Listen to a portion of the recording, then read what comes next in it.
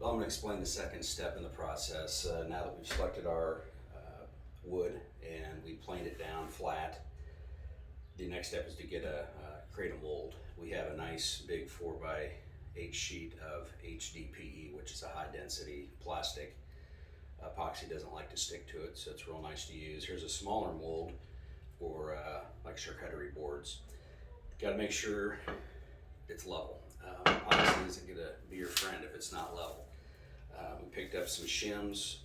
These are always nice to have on hand. If you're working with a small mold, you can fine tune how level it is. We cut just some 3-inch high pieces of the HDPE. This is a nice product. It's a gasket maker, red RTV, and we'll use this in kind of conjunction with just silicone caulking. We'll screw it all together. That'll be what you'll see here in a few minutes. And the most important part of this whole process is to make sure you are leak free.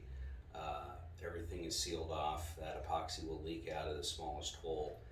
And show you the next step.